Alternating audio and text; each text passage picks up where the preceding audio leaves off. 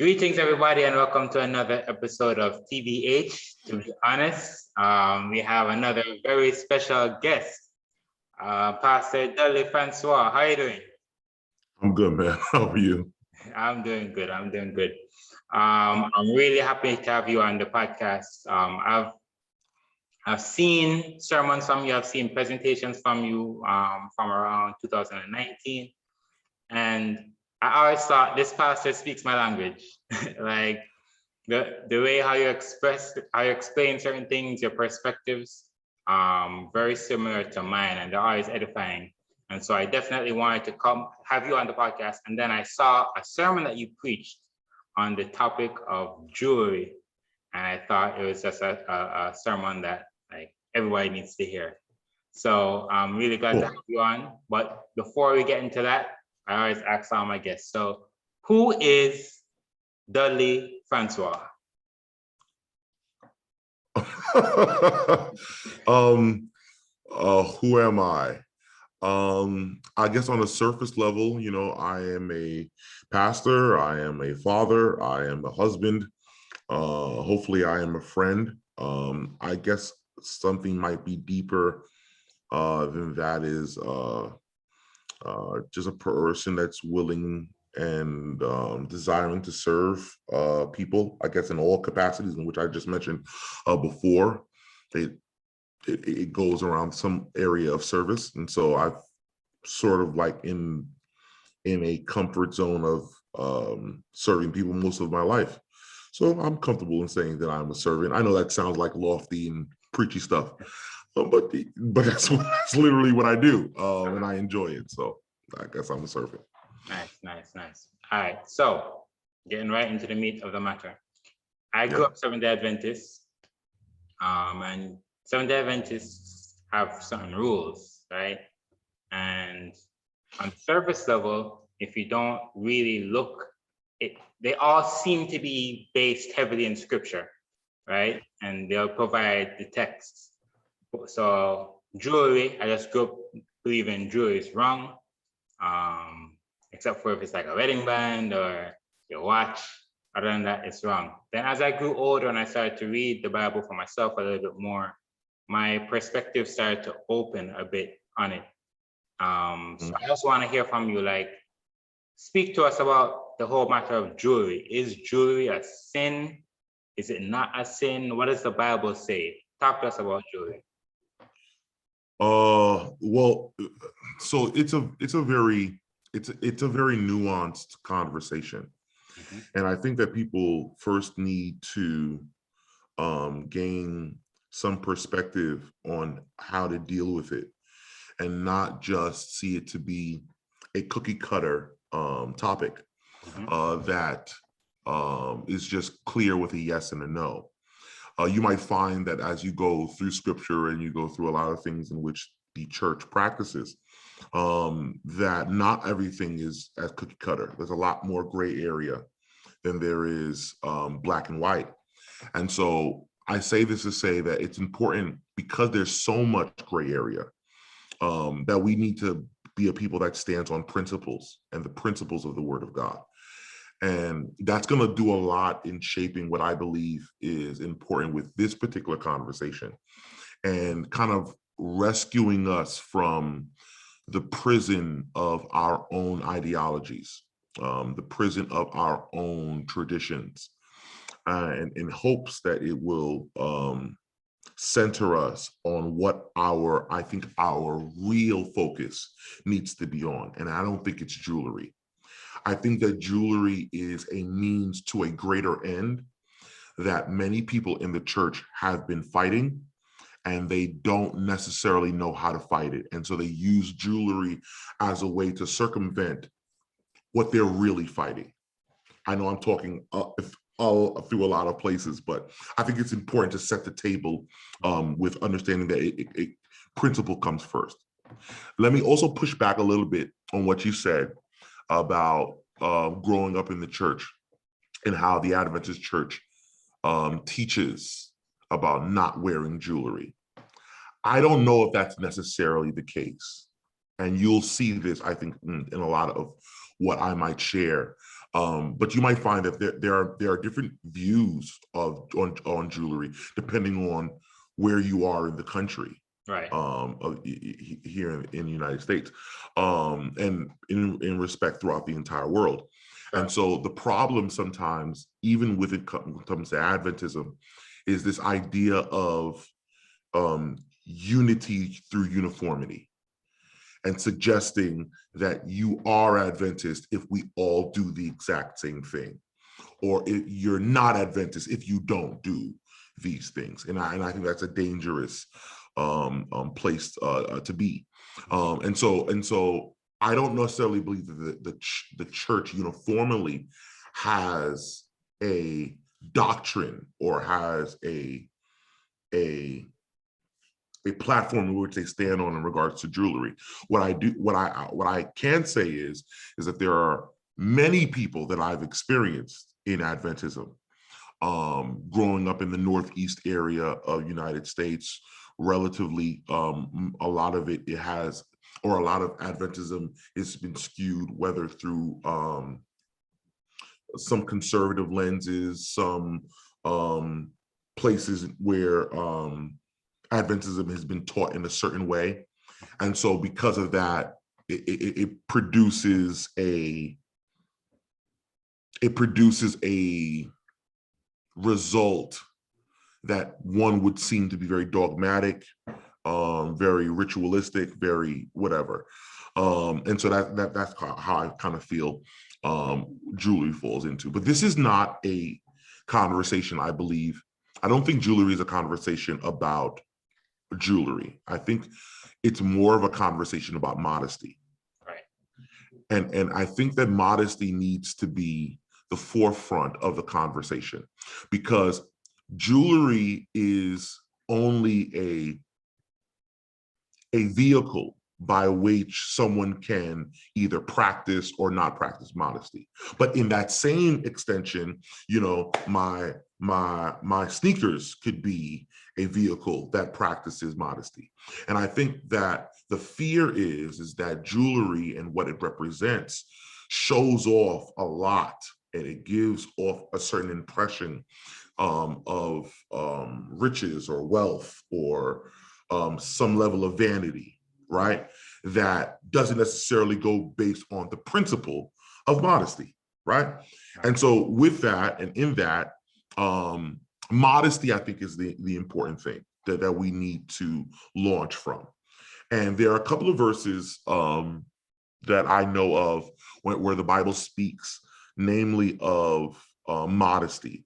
And it suggests jewelry in there, but the principle is there, is modesty. And that's 1 Timothy chapter 2, verses 9 and 10, and 1 Peter 3, verses 3 and 4. 1 Timothy, chapter 2, verses 9 and 10, and 1 Peter chapter 3, verses 3 and 4. And if I can pull it up, sure.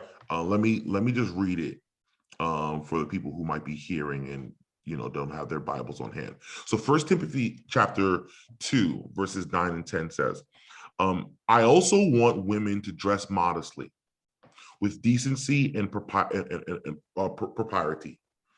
not with braided hair or gold or pearls or expensive clothes, but with good deeds appropriate for women who profess to worship God. Let's understand what's being said here. I want women to dress modestly, is what the text says, with decency and propriety, not with braided hair or gold or pearls or expensive clothes. But here's the caveat. I don't want you to wear these things, but I want you to wear good deeds. That's how it is measured. That's the antithesis to the braided hair or the golds or the pearls or the expensive clothes, but with good deeds, appropriate for women who profess to worship God. Okay. So in this, the modesty is rooted not necessarily in the adorning, but in the attitude. Mm-hmm. The text somewhat suggests that there is a measure of the spirit and what your heart exudes that will do a lot in allowing what you're wearing to be seen in a certain light. The better text is 1 Peter, chapter 3, right? 1 Peter chapter 3, verses 3 and 4, which a lot of people use as a text towards jewelry. It says, your beauty should not come from outward adornment, such as braided hair or the wearing of gold jewelry and fine clothes. Instead, it should be that of your inner self. Again, notice the comparison. You have outward adornment versus inward transformation. Mm-hmm. And so the problem that's suggested, well, let me finish the text, right? Instead, you should be that of your inner self, the unfaded beauty of a gentle and quiet spirit, which is of great worth in God's eyes.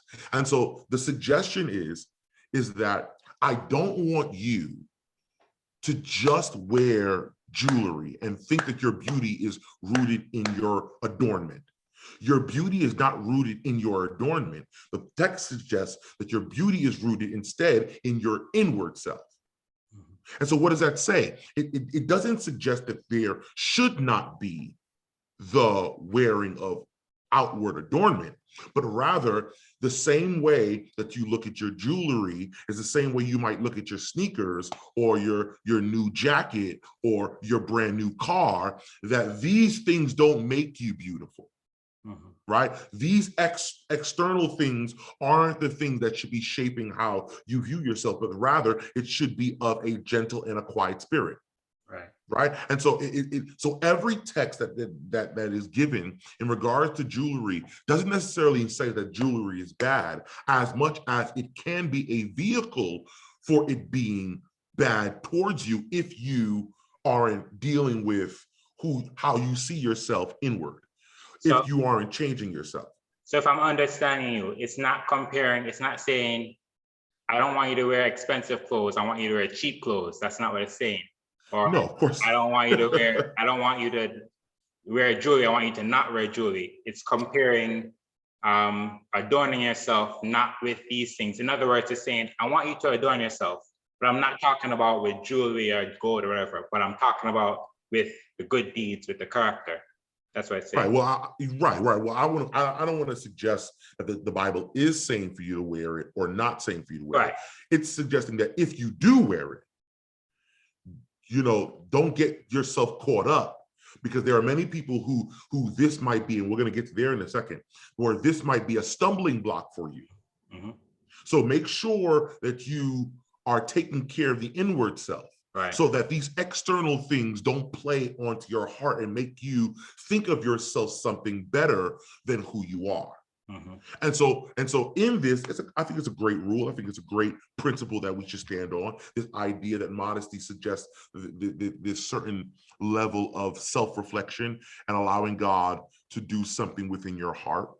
But the danger is that comes a lot of times when it comes to faith and religion and so on, is because we are so fearful of disobeying God or turning away from God, that just like the Israelites of the past, we create rules for the sake of not breaking rules. Mm-hmm. Because we're so fearful of not breaking principles, we create rules to make sure that we don't go against the principle. And so if outward adorning, like the jewelry or the fine clothes or whatever, if these things might get you tripped up, you know what? Let's as a church or let's as a people put out this notion or put out this rule that says, well, let's just not do it at all. And when you make it that blanket statement, this will rescue us from all problems with modesty. And so that's what I feel like what happened when it comes to jewelry. You know what? Is jewelry that big of a deal? It's not that big of a deal for us. And so because it's not that big of a deal for us, let's just create this rule to just cut out any opportunity for people for it to become a stumbling block. And this is where it became a slippery slope. So now as it's been taught through generation to generation to generation to generation, no one is being taught the principle. They're just being taught the rule. Right. And so now the rules seem as if it's of God. It's don't wear jewelry. Right. And no, it's been a rule that's been passed down from generation to generation to generation without context as to why some people have given that rule to guard themselves because that might have been a stumbling block for them. So I think that's a very important point, because sometimes when we have those rules, it kind of like, I don't know if I should say freeze us, but we don't focus on the principle as much. So we'll feel like, I don't have on a chain, I'm good. But then we have like 100 pairs of Jordans, or even with health, we'll think like, okay, I don't eat meat, but then there's no temperance with like other things that are unhealthy. We just have the rule, and we just think we're good, but we're not really focusing on the principle behind it. Exactly. So when I looked at this topic, I wanted to give justice to it, and so I did a lot of research, especially on what the church has taught under the idea of modesty. But before I get there, I think it's important for us to understand why rules are implemented. There's nothing wrong with rules. Hear me out, Dale. There's nothing wrong with rules. I think rules are important. And God has given the church the authority to make rules and to bound whatever is on earth is bound in heaven. The suggestion that the church has the authority based on the principles of the Lord to safeguard the flock that is of the fold. And so in this, I don't have a problem with rules, just as long as we are honest to how and why the rule was created. So I gave this analogy when talking about this, and I'll give this analogy again. I remember my father giving me this analogy, so I can't take credit for this. My late father gave me this analogy. So imagine you are a parent of two children. As a parent, you know your children, and you know them very well. There's one child is relatively a good child. If the child goes out, the child is not going to do anything egregious. They're not going to be clubbing all night. They're not going to be doing all this kind of stuff. If the child tells me, I'm going to go out, Dad, I'll be back at 1 o'clock, I'm not worried about them coming back at 1 o'clock because I know who that child is. I could make a mistake, and everybody's, might stumble with whatever situation that they're in, but relatively you kind of have a good firm idea as to what this child is.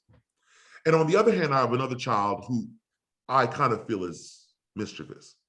That if I give the same privileges to this child as I give to the first child, this child might not necessarily use that time as wisely as the first child. I just know my children. Not saying anyone is better or worse, or I love one better or love one worse. I just know who my children are, right? So here's the problem as a parent. Do you set different rules for your house depending on the children that you have? Well, no, you can't do that because that's a slippery slope. How can you give one child a certain curfew? You need to come home at 10 o'clock, but another child, a curfew, you can come home at 1 a.m. That's unfair. But even though if I'm setting a curfew, I'm probably not setting the curfew for the child that I know isn't going to do something wrong. I'm most likely setting the curfew for the person that I know is going to do something wrong. Right. But it's still uniform. I got to make sure it's held for the person that is in the house, or both people in the house, but one that's doing right and one person that might necessarily do right. That's how I want to govern my home. And I have the right to govern my home. I have the right to, take care of my kids. It's the same way I feel that the church has the right to set certain standards. The church has a right to implement rules for no other reason but to help the ones in the church from stumbling, because I know that might be a slippery slope for you.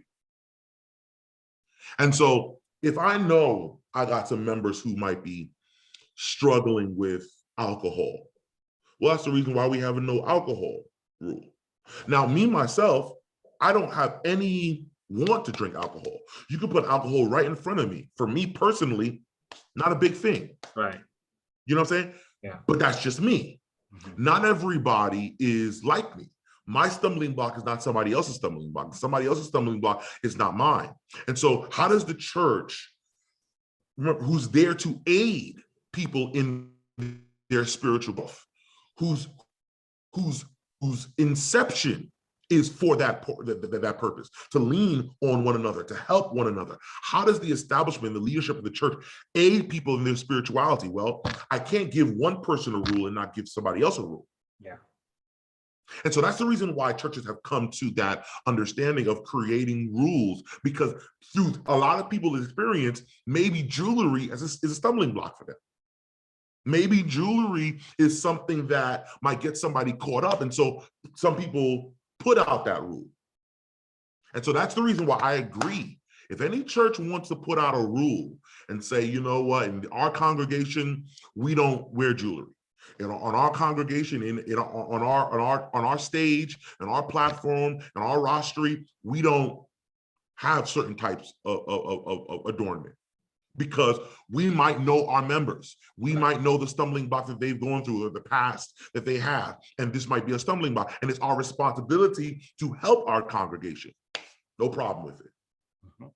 But there's a quote that I want to give, and this is directly from, I don't know your listeners and how vast your listeners are. So I apologize in advance, because this is kind of skewed towards Adventism, as you rightly you started with this conversation. But I just want to give a perspective from the Adventist Biblical Institute. Now stop here for a second and recognize the Adventist Biblical Institute are the people who create the doctrines for the church. Okay, and this is the quote that they gave on the idea of modesty. All right, stay with me. So it's pretty long read, but stay with me. I'm going to kind of give commercials to kind of give context to it. This is what it says. You could pull it right from the Adventist, the World Church website. As Seventh-day Adventists, we have been called out from the world. We are reformers. True religion, which enters into every phase of life, must have a molding influence on all of our activities. Our habits of life must stem from principle and not from the example of the world about us. That sound automatically is starting to sound pretty Adventist. For some people, it might even sound a little bit conservative, but stay with me here. I have an open mind. Customs and fashions may change with the years, but principles of right conduct are always the same. Let me say that again. Customs and fashions might change with the years, but principles of right conduct are always the same. Dress is an important factor in Christian character. Early in our history, instruction was given as a way, as to the way Christians should dress, the purpose of which was to protect the people from the corrupt influence of the world, as well as to promote physical and moral health.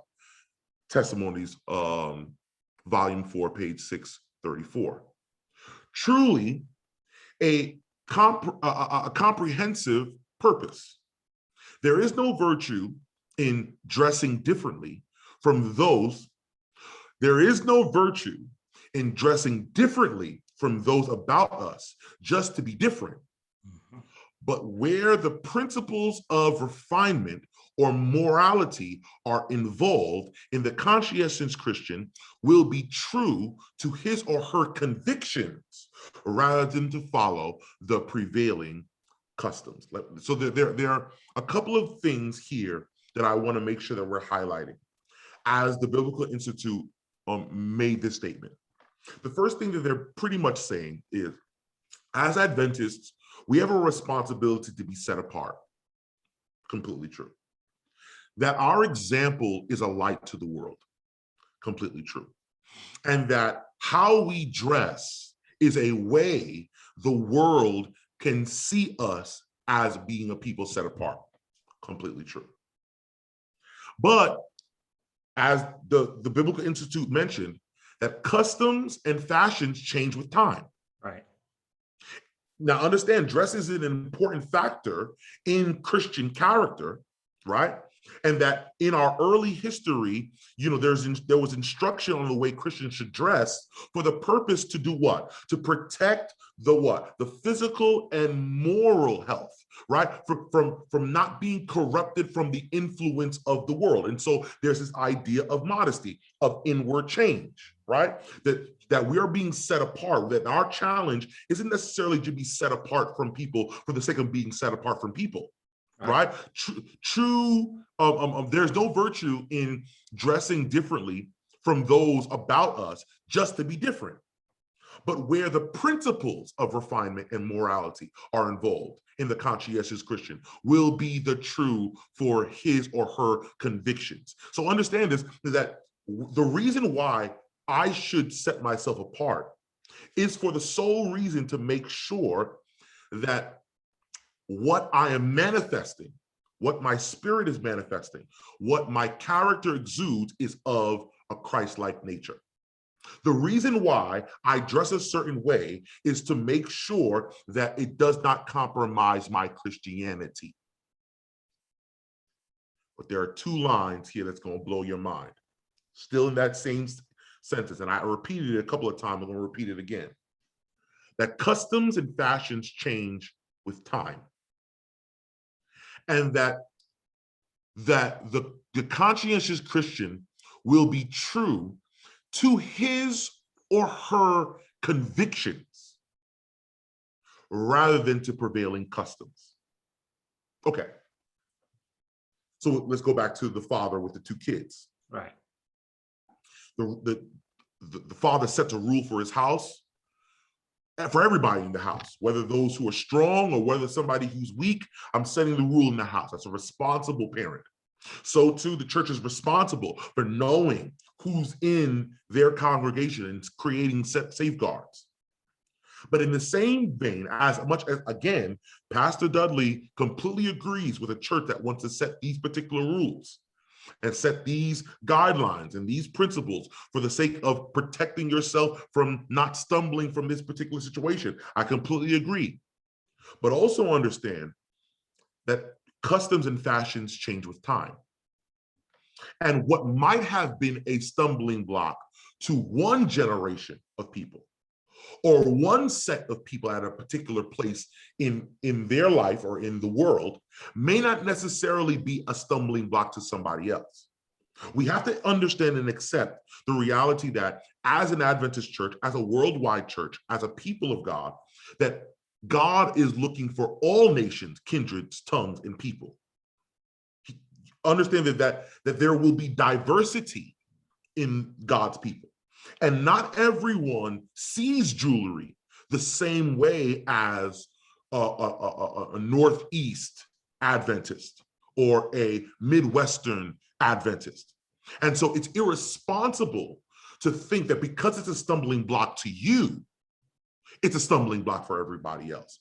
It's irresponsible as a worldwide church to create a mandate when you accept the reality that everybody has different, wants, desires, also have different customs, languages, routines, histories, traditions, etc. That jewelry may not necessarily be a stumbling block worldwide. And so if a local congregation, because local congregations tend to bring in people who are like-minded, can two people walk together lest they agree? And so a church can bring people together that are somewhat like-minded. And so in that congregation, you can create certain rules that are based solely for that congregation. But just because you created a rule in your congregation, don't judge another congregation because they've set other type of rules because of the people that are in their congregation. Mm-hmm. Because that's a slippery slope. It's hard for me to accept the reality that my parents' generation and their idea of what jewelry is, or even the suggestion of my girl Ellen, Sister White, who made certain references about bicycles and about, movie theaters. And in her context, she's completely right. But in 2021, that's completely skewed because it's a different world, it's a different generation, etc. And so it's hard then to be so tight to the letter of the law when you're talking about two different time periods. My parents could have had jewelry at the time. It could have been a stumbling block to them because jewelry cost $200, $300 an earring. But jewelry then ain't now. Let's just be honest. Back in the day, it was hella expensive to get some jewelry. Now you can get some, rinky-dink jewelry, some swap meet jewelry from Kmart for $2.99. Right, and so it's not necessarily as much of a stumbling block for a particular generation of people that is coming. It's not necessarily a stumbling block for particular parts of the world. It's just not, and it's ignorant. It's ignorant if someone classifies their own worldview to be the worldview. It's irresponsible for someone to do that, and so that's the reason why we fall under the idea of recognizing the importance of not throwing the baby out with the bathwater, of knowing that there is nuance to this. And so you can't judge someone's spirituality if they're wearing jewelry or not, because you don't know their heart. You can't judge their heart. And it's unfair to do that. I can rule my house, but I can't judge another man and how he rules his house. Continue this last quote from the Biblical Institute. They say, Christians should avoid gaudy displays and profuse ornamentation. Clothing should be, when possible, of good quality, of becoming colors, and suited for service. It should be chosen for durability rather than display. Our attire should be categorized by modesty, beauty, grace, and appropriateness of natural simplicity. Message to the young people, pages 351 and 352. That it may not be conceptuous. It should not follow the conservative and most sensible styles of the time. Mm-hmm. And so in this, I would challenge us as a church to look at fashion nowadays and say to ourselves, is jewelry the number one thing in this generation, in this particular time, that we should be protecting? I think that there's a lot more things to protect our modesty, that we should be more concerned about what's happening with our spirituality than, a bracelet or a necklace or something in our ears. Now, I want you to be very clear here. I have no jewelry. Let me go further and say I am a married man. And on my left hand, I have no wedding band. Mm-hmm. Why? Well, because I know the culture and the people that I come from. As a proud Haitian American, I know that my community is very, very, very guarded towards what jewelry does, what the manifestations of jewelry are. There's even history rooted a lot in spiritualism with jewelry and so on. You can make an argument with a lot of other things, though. So let's not just say jewelry. But for the sake of that, I understand the reason why there's a bias towards jewelry within my culture. And so if I want to state with the same principle of not being a stumbling block to my neighbor, and I know that I'm a leader in my community, is jewelry that big of a deal for me? Well, no, it's not, because I was raised in a context where you didn't wear jewelry anyway. So it wasn't that big of a deal for me not to have even a wedding band. Even a wedding band was a big deal in my community. It may not necessarily be in some other conservative cultures, right. But in mine, even a wedding band was a complete no-no.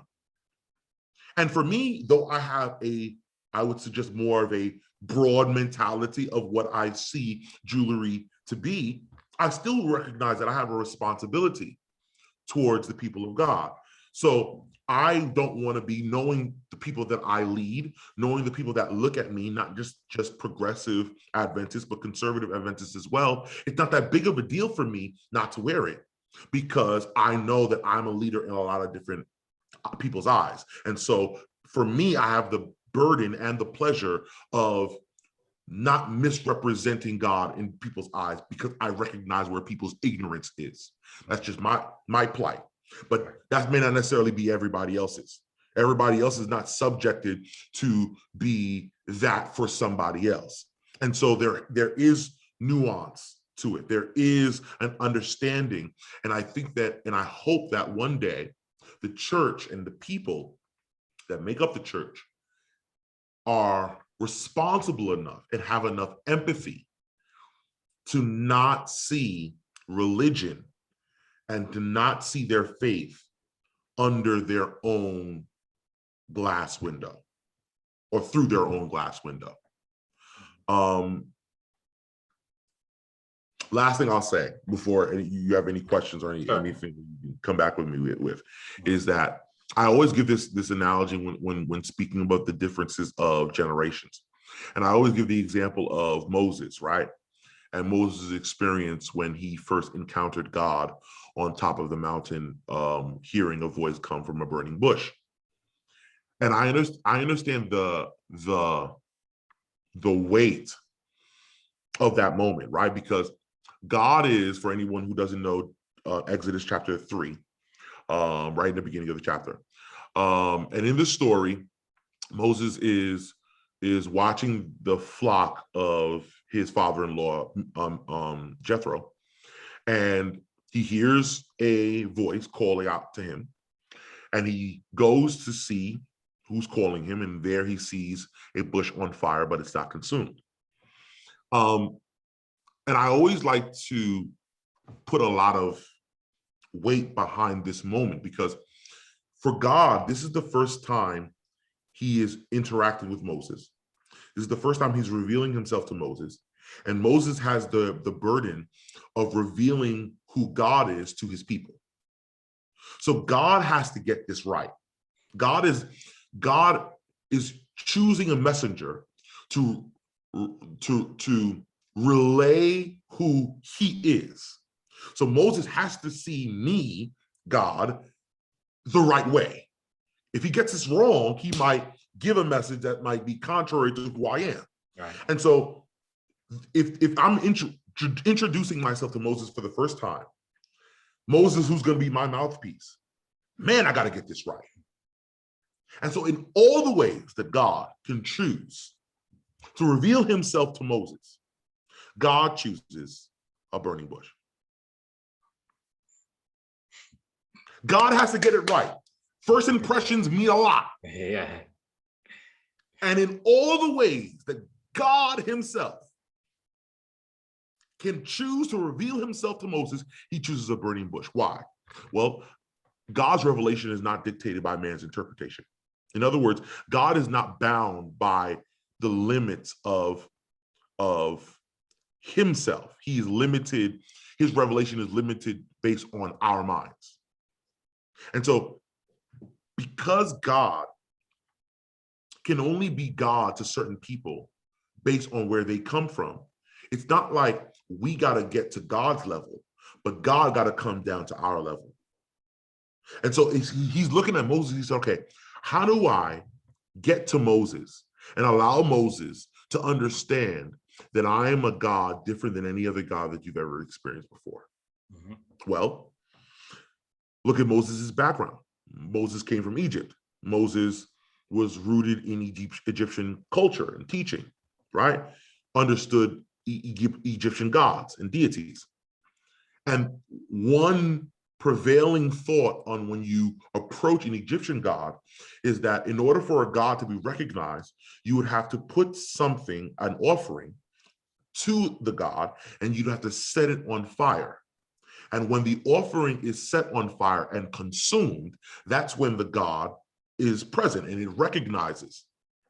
So if I'm the one true God trying to get Moses' attention, Moses, a person who only sees a God coming when something's on fire and consumed, how do I teach him that I'm the one true God? Let me set something on fire that's not consumed. Let me set something on fire that he's never seen before. And so God's revelation is dictated based on man's interpretation. God chose to reveal himself in that particular way to Moses based on where Moses came from. And so it's Moses' background that God chose to use as a way to reveal himself. And so that premise is suggested then in generations and ideologies. If God tends to come down to where we are based on our limited worldview, just because God revealed himself to one generation in one way, doesn't mean that God can't reveal himself to another generation in another way. Just because God revealed himself to my parents in a hymnal book doesn't mean that God can't reveal himself to me in a gospel song. You understand what I'm saying? Sure. God is God. Uh-huh. You know what I'm saying? And so we have to respect the idea and recognizing that just because God revealed himself to you, and it's good for you and it's true for you, that through certain rules and certain mandates and certain, boundaries, that you find your spiritualism, you find your faith to be strong. To God be the glory. God found a way to reach you where you are based on your worldview, based on what you needed.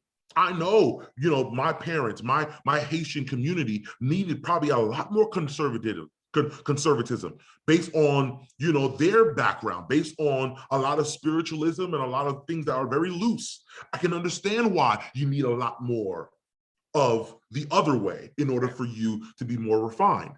But you have to understand people grew up differently.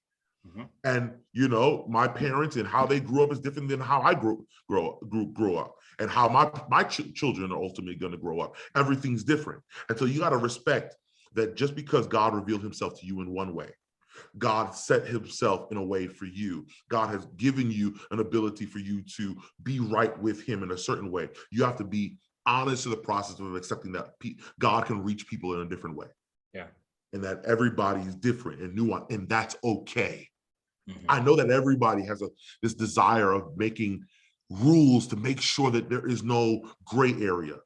But I think that once we get, as a church, get to a point where we're comfortable in a gray area and realize that most of the world is gray area and that Jesus is operating in saving a world in gray area, then we'll be okay in accepting people where they are and understand that there will be people in heaven you will be shocked. Yeah, absolutely.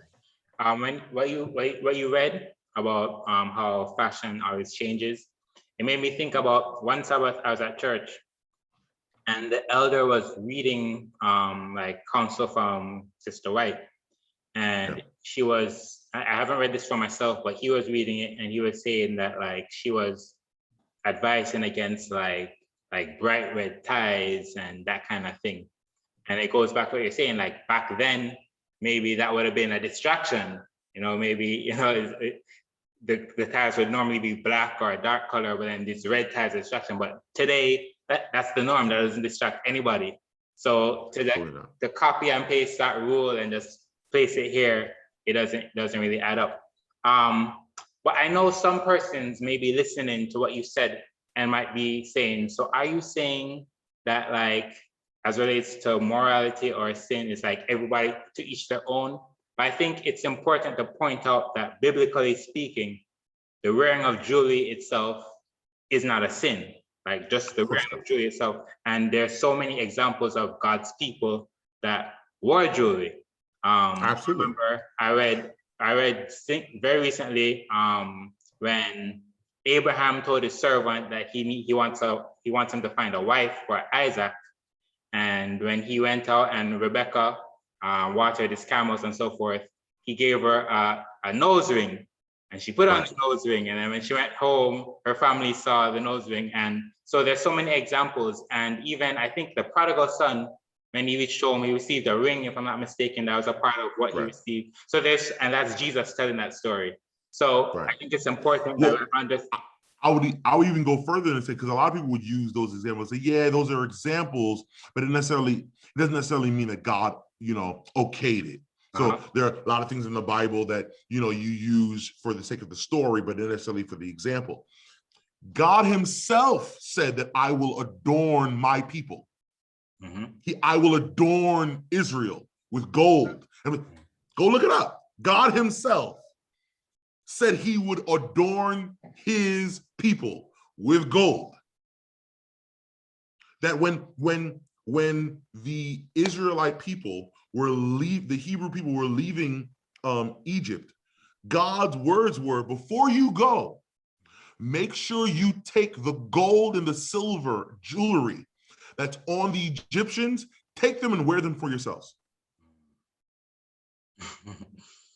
Go look it up. It's not me. Go look it up. It's God who said this. And so we got to change the way we see this thing. I understand it's a stumbling block, but it's not a sin. I understand you might want to set it because of the safety, but you can't make it a sin. Absolutely not.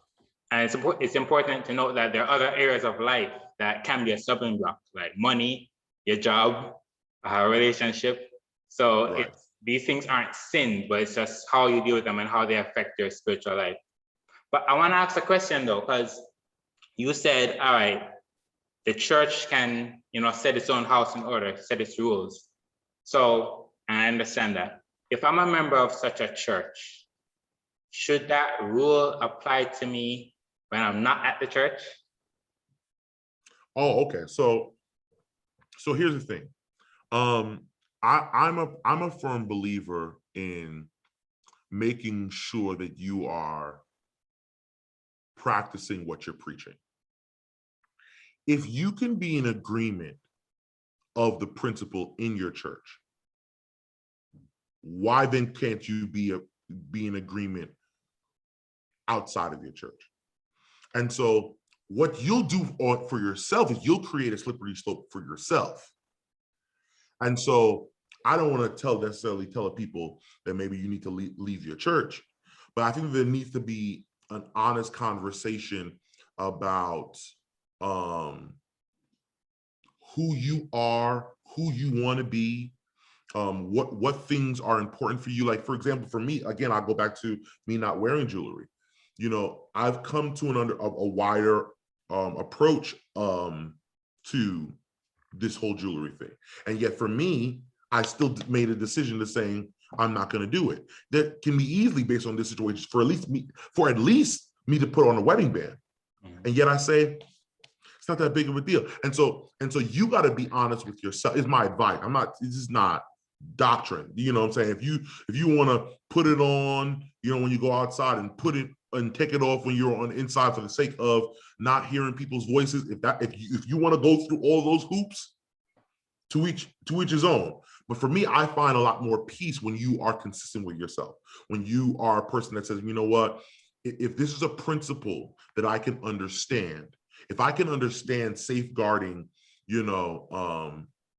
people and not being a stumbling block to people in my community and people that I might be seeing, when I'm in church, why can't I do that outside? You know what I'm saying? And so that's where it is. And so it goes again to understand that I think it's important for churches when they create these quote unquote rules, that it's not rule without context. It's not rule without meaning. And everyone needs to be at one accord, because you can't just set a rule for the sake of creating a rule, or you set a rule and people don't really understand the reasons why, because then you're just doing it for rule basis. If everyone understand and they're enthusiastic about helping their brother and sister, this wouldn't necessarily be an issue. I think it's an issue because people don't truly understand the reason why people set rules. And so because of that, rules are just given to people, and now you are just in this church, or you grew up in this church, and now this is just a rule. It's a part of the culture, but you don't know why. You're not invested in the outcome of saving a brother, or don't understand why this might save a brother. And so now you just feel it to be, all right, well, I'm just going to take it off to help people, and I'm going to put it on to my own convenience. There needs to be more principle behind why we do what we do. There needs to be more education behind rules, because if you don't have education, now you're going to get yourself in a point where that even becomes a question. It shouldn't become a question. People shouldn't get to a point where, man, should I take it off in certain situation and take it on? The reason why you're in that valley where you feel like you is because you aren't all the way sold behind the reasons why. You know, you're doing what you're doing or not doing what you're doing. You're doing it because somebody told you to do it. Yeah. And we gotta graduate from that mentality. And that's why I always say that the why is super important, because we just get these rules, but then when we look in the Bible, and then the reasons why they're saying it's not consistent. So as you said, it's important to be honest, to know why we're saying what we say, and to give the why so that we have a full understanding. And it goes back to what I said at the very beginning when I mentioned. So maybe I didn't express it clearly enough. So my experience as a child was that Adventism says this, right? So that was my experience. And then as I've grown, the sense that I get is a lot of persons, as you said, feel like their version of Adventism is what Adventism should be, or their version of what is right and wrong is what it should be. And if there's somebody that's doing something different, it's because they're letting the world influence them, or they're letting the devil influence them. And that's the kind of thing that we have to safeguard against. And the last thing I want to address is a point that you made, and also you read in the reading, was we're not trying to be different just for different sake, right? And I have an analogy that I use, because as a musician, I have a lot of like genres of music, conversations, and so forth. And the argument is always, we need to be different from the road. And my approach to that is, we don't look to the world to see what we should and shouldn't be doing. We look to the word of God. And if we follow the word of God, we'll be different in the ways that we need to be different. But there's always going to be areas of overlap. I speak about like food, the things that we're going to eat that the world is going to eat. But when you follow the word of God, we'll be different in how we need to be different. Same thing with dress. Same thing with genres of music. You follow the word of God and we'll be different, but there are always going to be areas of overlap. So these are some of the things that you have to kind of have a better understanding of. Is there anything else? If there's anybody that just feels like, so what's the conclusion? What's the final word? Just give them a final guideline. So I think it's important for us to first conclude a couple of things. Number one, jewelry is not a sin. Number two, that modesty doesn't have a gender. Modesty is not just equated to, females and what they wear or whatever the case may be. Modesty is rooted in clothes and rooted in material things, etc.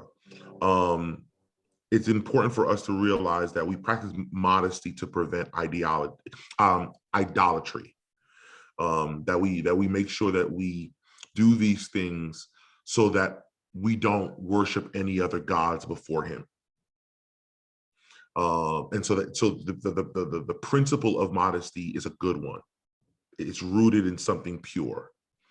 And if there's anything, you got to be honest with yourself. If anything, we're in this generation where we are constantly not trying to allow people to have a top-down spirituality where people are dictating how you should be spiritual. But in that same vein, if you don't want a top-down spirituality, then where your spirituality coming from? It needs to come from your heart. And so you got to be honest with yourself. Because if you don't want that person telling you how to live spiritual, but you want to live spiritually, then you got to be honest and holding yourself accountable. If you don't want anybody else on top to hold you accountable, then you yourself got to hold yourself accountable. And you got to be honest about where you are, what your stumbling blocks are.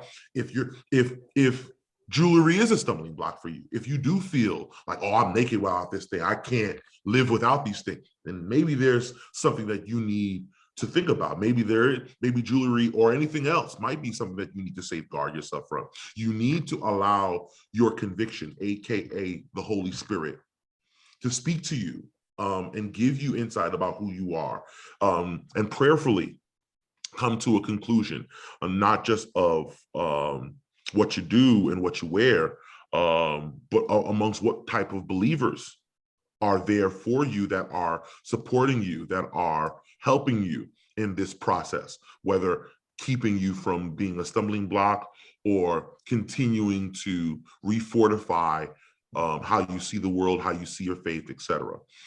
Be honest with yourself. It would be the number one thing that I would say. Be honest with yourself, be honest to God about where you are, about who you are, so that the best version of yourself can be shown and be seen, and that God's name can be lifted up. Pastor, thank you so very much for coming on and shedding the light and your perspective on things. Appreciate it, man. Thanks so much for having me. I appreciate it. It was good. It was good. All right, so ladies and gentlemen, this is another episode of TBH. Peace out.